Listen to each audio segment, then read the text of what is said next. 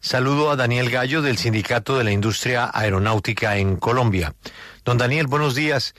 ¿Usted qué sabe del incidente con ese helicóptero que atravesó 2 pistas en ese momento teniendo tráfico aéreo en espera de despegues y aterrizajes?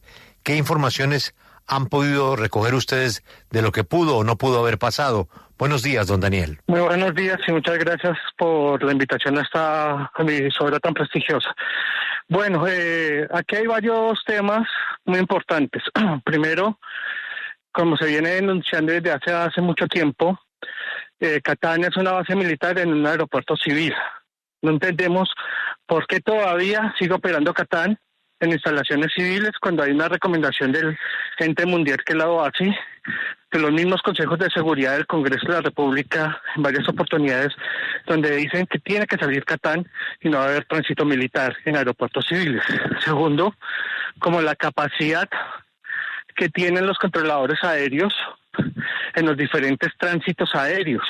A esa hora, precisamente de las 5:30 aproximadamente el día viernes, cuando un helicóptero de la Fuerza Aérea se invade las pistas, la activa o la pista de aterrizajes y despegues, pues el capitán de la aeronave de la TAN lo que hace es actuar bajo los protocolos que puede haber pasado una catástrofe, pero gracias a Dios a la conciencia situacional y a la reacción que tuvo la tripulación de mando, pues se pudo haber evitado.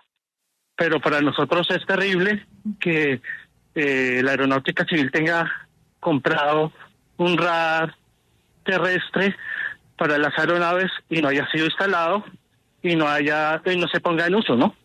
Sí, señor Gallo, a propósito me gustaría preguntarle por justamente ese controlador que estaba en la tarde del viernes. ¿En qué condición estaba y cuál es la denuncia que ustedes conocen hasta el momento? Pues en qué condiciones estaba, en pleno uso de sus funciones. Al parecer el controlador estaba doblando turno y tenía un exceso de capacidad de control de aeronaves de 34 a 39, 34 es lo máximo, y hasta ahí tenemos conocimiento. Y nos parece pues que son cosas que vienen alertándose desde hace mucho tiempo, son situaciones de seguridad que ya desbordan, que tiene que pasar acá en Colombia para que tomemos de verdad cartas en el asunto con respecto a la base militar de Catán y a los controladores que son insuficientes en el país.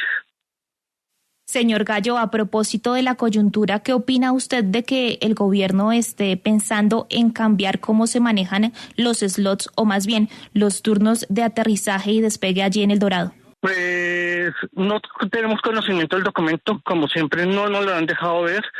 Supuestamente hay un borrador y un cambio en el RAC 3, que es el que rige las normas de los slots, sobre todo las franjas horarias prime, que son los derechos de aterrizajes y despegues de cada aeropuerto más congestionados del país, como Bogotá, Río Negro, Cartagena y Cali. Pero nosotros vemos insuficiente la estructura en estos momentos. Nos preocupa que aerolíneas emergentes puedan llegar a operar estos slots acá en Bogotá, sobre todo pues para los trabajadores, desde el punto de vista de trabajadores y trabajadoras del sector aéreo en Colombia. ¿Qué va a pasar con nosotros? Hay aerolíneas emergentes muy precarizadoras de puestos de trabajo, hay aerolíneas que tercerizan, y si pues vamos a hablar de un control, que es lo que se pide en un anuncio de la Procuraduría o una respuesta que dio la Procuraduría, la Aeronáutica Civil dice que tiene todo el derecho y la potestad, nadie se lo niega, pero ¿quién los va a controlar y de qué forma?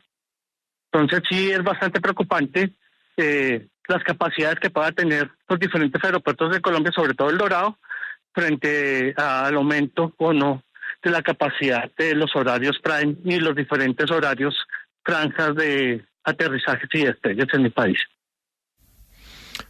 Don Daniel, muchas gracias, muy amable. Gracias. Bueno, nos vamos inmediatamente con este tema que está pasando con la aeronáutica. Bueno, pero Espinosa, después de escuchar usted a este vocero del sindicato, volvemos a la misma pregunta. ¿Qué pasó con ese helicóptero? Sí. ¿Qué pasó? La verdad es que es incomprensible el silencio, Julio, salvo el comunicado del mismo viernes, me corregirá Camila, pero sí hicieron un comunicado ese mismo día contando del episodio, pero pues no se explicó qué fue lo que ocurrió. Una posible respuesta la da el señor del sindicato, y es que la persona que estaba en el turno en la torre de control estaba cumpliendo más horas de las que debería, que tampoco es una denuncia nueva, eso también es recurrente, porque es que yo no había visto, Julio en su cuenta de X el momento en el que muestran cómo el helicóptero pasa mientras el avión de la TAM va despegando. Es aterrador. A mí se me ponen los pelos, los pocos que me quedan, de punta. ¿Usted vio cuántos aviones había? Sí, muchos. En la cola de lado y lado. Claro.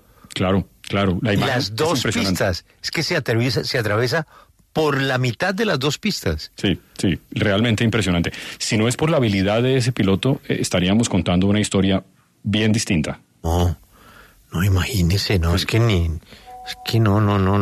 Y de los slots es un misterio. Hay un documento, pero nadie lo ha visto.